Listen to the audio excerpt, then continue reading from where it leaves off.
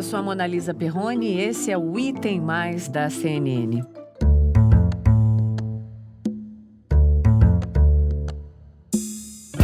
Vamos aos Estados Unidos. O governo americano deu ordens para o fechamento do consulado chinês em Houston, no Texas.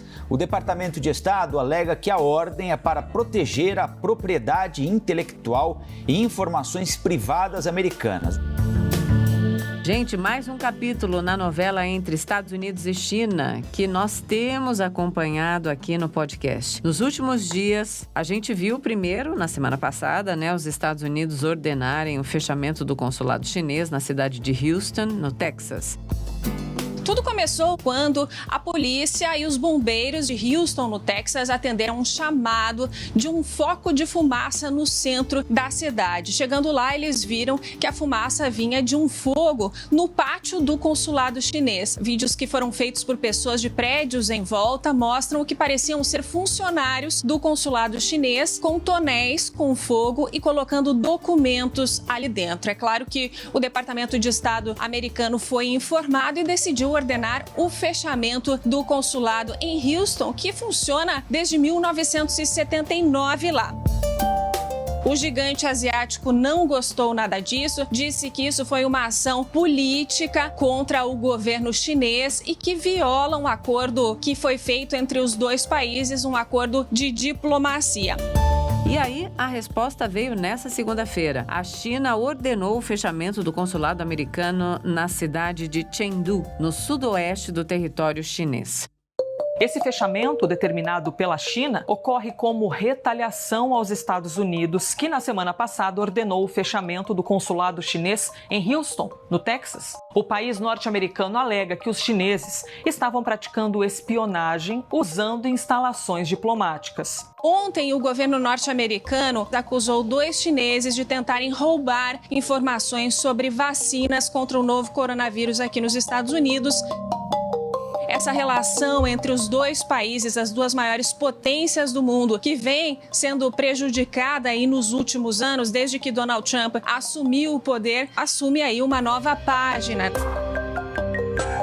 Para entender melhor, então, essa disputa entre os dois países, eu recebo hoje, aqui no Item Mais, a nossa correspondente, a Luísa Duarte, diretamente de Nova York. E em seguida, eu converso com a especialista em relações Estados Unidos-China, Cláudia Trevisan.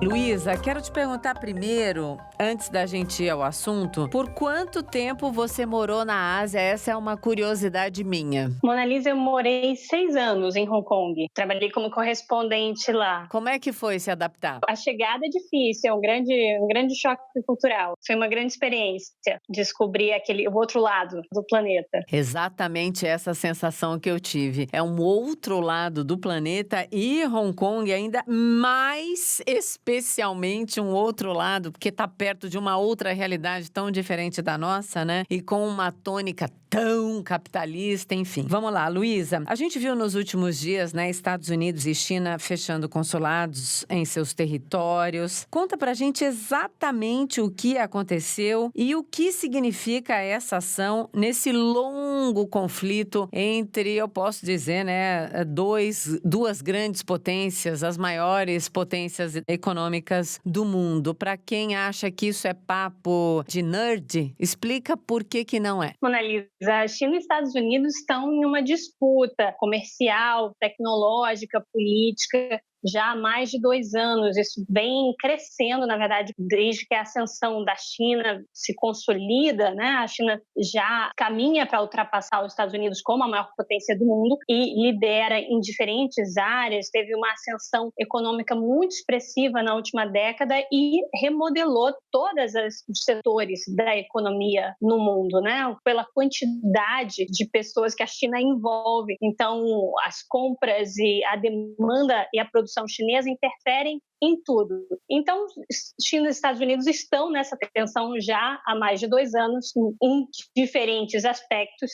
A gente está em ano eleitoral, faltando menos de 100 dias para as eleições aqui nos Estados Unidos, e as críticas, os ataques contra a China têm se tornado mais frequentes e mais violentos. A gente viu Donald Trump fazer isso em 2016, e de certa forma funcionou, porque agrada o eleitorado republicano, essa questão nacionalista, patriótica, de defender os Estados Unidos, de fazer os Estados Unidos great again e de proteger os Estados Unidos contra um inimigo externo, que nesse caso seria a China. Então, nesses episódios mais recentes, os Estados Unidos têm subido o tom contra a China e na semana passada a gente viu o episódio do consulado que leva essa disputa para um outro nível, porque o fechamento de um posto, de uma missão consular é algo muito concreto, com efeitos de longo prazo e que tira essa disputa da retórica e passa para ações concretas e a gente sempre pensa no que vem depois disso, né? Então, o fechamento do consulado chinês em Houston, no Texas, com uma acusação dos Estados Unidos de que a China estava usando aquilo como um posto de espionagem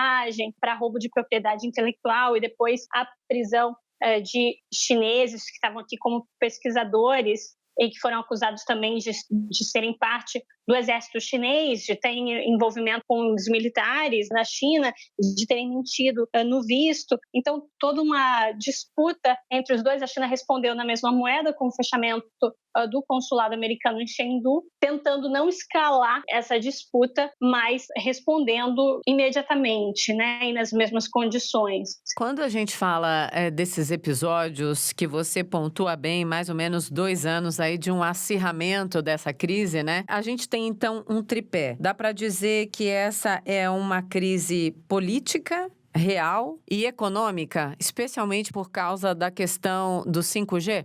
A gente fala dos 2 anos porque a partir de julho de 2018 que começam as tarifas econômicas, né? Uhum. Então, que é um aspecto muito concreto e prático dessa disputa entre os dois. A China e os Estados Unidos começam a impor tarifas de transações de produtos entre eles a partir de julho de 2018, que aí oficialmente abre a guerra comercial entre os dois. De pano de fundo, tem toda a questão tecnológica. A gente sabe que o 5G vai determinar praticamente todas as nossas funções. Assim, não tem praticamente ninguém no mundo que viva hoje sem telefone. O celular se popularizou de uma maneira gigantesca, mesmo nas áreas mais remotas, né, desse grande planeta. O 5G é uma grande questão, porque nosso trabalho está se virtualizando, né? Nossas atividades estão se virtualizando, desde o ensino a qualquer cadeia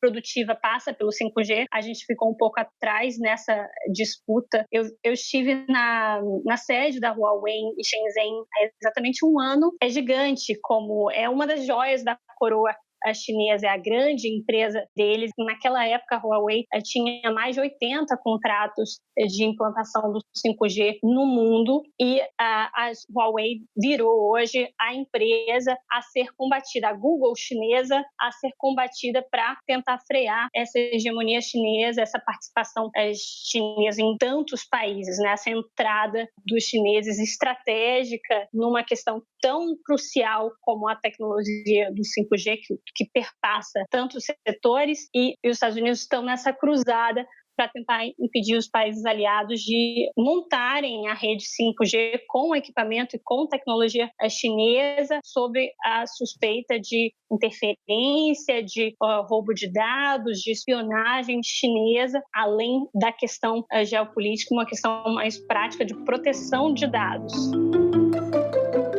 Querida, eu quero aproveitar a sua memória de repórter fresquinha, boa. Memória de repórter é tudo nessa vida. Para a gente listar, então, os fatos recentes nessa escalada de tensões. Você pontuou 2018 por causa ali da questão das tarifas, né? De 2018 para cá. Você quer elencar um pouquinho mais para trás ou continuar de 2018 em diante? Se a gente colocar as 3 fatos aí, se você quiser. 3 para a gente pontuar essa disputa entre China e Estados Unidos. Bom, em julho de 2018, começa a imposição de tarifas entre a China e os Estados Unidos. É o início formal da guerra comercial entre as 2 maiores potências do mundo. Depois daí a gente vê várias rodadas de tarifas se impondo, de lista de produtos. Depois tem um episódio muito marcante, principalmente para os chineses, foi um divisor de águas, que é a prisão da Meng Wanzhou, que é a herdeira da Huawei, filha do fundador, que estava no Canadá. Esse episódio, alguém muito próximo da elite do Partido Comunista Chinês e que causou grande desconforto para os chineses, foi um grande abalo na relação da China, Estados Unidos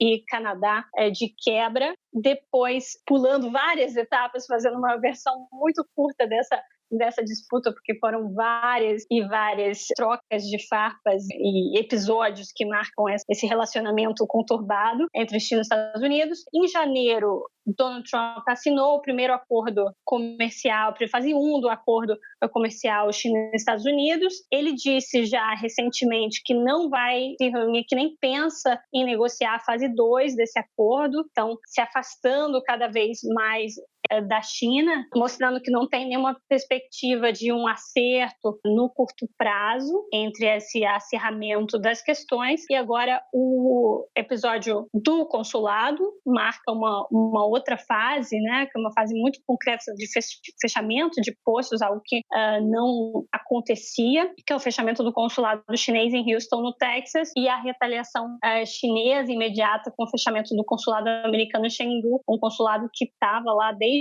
85 operando e que era o posto americano mais a oeste na China. Então, a China, como o Brasil, tem as grandes cidades na costa leste. A grande ocupação do país é na costa leste. E esse posto a oeste ele ficava mais perto de duas áreas muito tensas, o Tibete e o Xinjiang, áreas que as potências ocidentais sempre criticam a China em relação às políticas internas da China para essas duas regiões autônomas, que têm problemas identitários, que têm uma questão de recursos naturais e que fazem a fronteira da China com boa parte dos países vizinhos ali na Ásia. Essa guerra aí vai continuar e tenho certeza que a gente vai ter outros papos. Obrigada, Luísa. Um beijo. Obrigada, Mona Lisa. Um prazer falar com você novamente. Agora a gente vai conversar com a Cláudia Trevisan, que é especialista em relações Estados Unidos-China. A Cláudia foi repórter por muito tempo na China e nos Estados Unidos também. Cláudia, muito obrigada por topar conversar com a gente aqui no Item Mais. Eu quero dizer que é muito gostoso para mim conversar com alguém que eu já li tantas vezes. Na verdade, é um privilégio. Bem-vinda. O privilégio é meu. Obrigada pelo convite. É um prazer estar aqui com vocês. Vamos lá, Cláudia. Para a gente começar o nosso papo, você pode explicar para quem está nos ouvindo exatamente o significado do fechamento de um consulado? Se fosse um relacionamento entre duas pessoas, seria o fim de um relacionamento, mas com aquelas brigas horrorosas, mais ou menos isso? Eu acho que ele ainda não é o fim do relacionamento, mas é um gesto muito grave do ponto de vista do universo diplomático, né? Claramente um gesto não amistoso. Talvez fosse ali no namoro você pedir um tempo para pensar. Mas eu acho que as acusações que os Estados Unidos apresentaram contra a China para justificar a medida, né, para justificar o fechamento do consulado, também são graves. Mas em situações de normalidade, isso seria resolvido por meio do diálogo. Eu acho que o que torna essa decisão mais preocupante é o fato de que ela não é um gesto isolado. Ela faz parte de uma erosão quase diária dos pilares de sustentação da relação entre os Estados Unidos e China que nós estamos vendo hoje. E é bom lembrar que os dois países são as duas maiores economias do mundo. Então, um bom relacionamento entre as duas, ou um mau relacionamento, tem impactos globais. O que a gente está vendo hoje é o fim de um processo de 50 anos de engajamento entre os dois países, que teve início na histórica visita que o presidente Nixon fez à China em 1972. Os dois países eles estabeleceram relações diplomáticas em 78, no fim de 78, e deram início a um processo de integração econômica e comercial que, bem ou mal, se mantém até hoje. Os Estados Unidos atuaram ao longo de décadas para integrar a China à ordem internacional que foi criada sob liderança dos Estados Unidos depois da Segunda Guerra Mundial. Esse movimento de engajamento chegou ao fim. Acho que há um consenso entre republicanos e democratas de que a China deve ser tratada como um competidor dos Estados Unidos. Acho que está claro que os dois países eles deram a largada a uma disputa por supremacia tecnológica e por supremacia global que deve se arrastar por muito tempo e atingir virtualmente todas as áreas do relacionamento bilateral. Isso é bem sério, né? Então, independentemente do resultado das eleições americanas, tanto faz Trump ou Biden, a gente vai continuar vendo capítulos do que muita gente já classifica como uma nova Guerra Fria. Você concorda ou não, Cláudia? Sim, eu acho que o relacionamento bilateral entrou num outro patamar. Eu acho que a situação atual está especialmente grave por conta das eleições americanas. Eu acho que o Trump está enfrentando um cenário muito difícil, né? Tem desaceleração econômica, aumento do desemprego, e os Estados Unidos como epicentro do coronavírus. Os Estados Unidos tem o maior número de casos, o maior número de mortes, e nesse cenário o Trump claramente elegeu a China como a sua principal bandeira de campanha. Então, eu acho que isso torna o momento atual especialmente grave. E acho que nós, até as eleições, a gente vai continuar vendo uma deterioração do relacionamento bilateral. Com relação ao termo Guerra Fria, se é uma nova Guerra Fria ou não, eu não gosto muito do termo para descrever a rivalidade entre os Estados Unidos e a China, porque os laços entre os dois países são muito distintos da relação que os Estados Unidos tinham com a ex-União Soviética. O grau de integração econômica entre Estados Unidos e China é incomparável. O comércio entre os Estados Unidos e a União Soviética era de 2 bilhões de dólares por ano. O comércio entre os Estados Unidos e a China é de 2 bilhões de dólares por dia. Uau! Você tem centenas de empresas americanas que estão presentes na China e o país é crucial para a operação de muitas delas. 95% dos iPhones da Apple são fabricados na China. E a China é o maior mercado para a Apple depois dos Estados Unidos e da Europa. O Kentucky Fried Chicken, o KFC, tem mais restaurantes na China do que nos Estados Unidos. A General Motors vende mais carros na China do que nos Estados Unidos. E há empresas americanas que continuam a fazer novos investimentos na China, apesar da deterioração do relacionamento bilateral. A Tesla, que é a fabricante famosa de carros elétricos, ela inaugurou uma fábrica em Xangai no ano passado. E, neste momento, ela está investindo para ampliar ainda mais a sua capacidade de produção na China.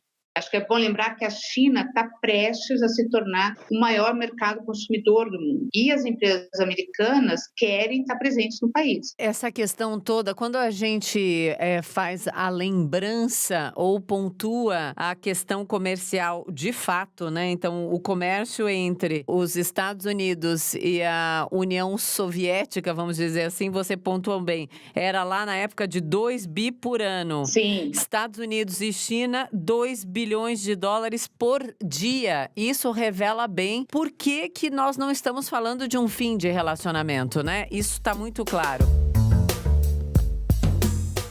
Mas há um acirramento. Agora, ele muitas vezes é só uma cortina de fumaça. Isso é proposital para ter um inimigo ali para a gente lutar? América grande de novo, trazendo empregos, tendo um inimigo para a gente lutar sempre, inimigo que até inventa vírus. Como é que todos esses elementos potencializam essa cortina de fumaça que a gente tem acompanhado quase todo santo dia? Eu acho que a eleição nos Estados Unidos ela está jogando um papel muito determinante no grau de agressividade dos americanos em relação à China e levando, né, os americanos a abrirem frentes de confronto com a China em virtualmente todas as áreas.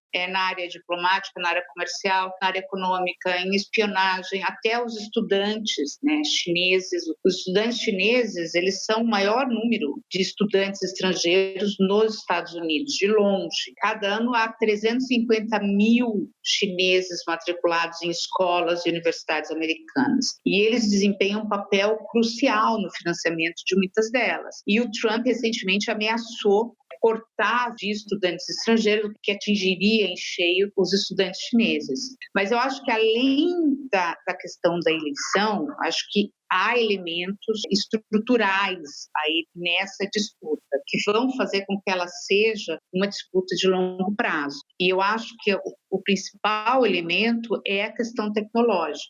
Assim, a China, na maior parte dos 50 anos, ou dos 40, depois do processo de reforma e abertura, a China, a integração dela à economia mundial se dava muito pela oferta de mão de obra barata e a produção de bens que não eram tecnologicamente sofisticados.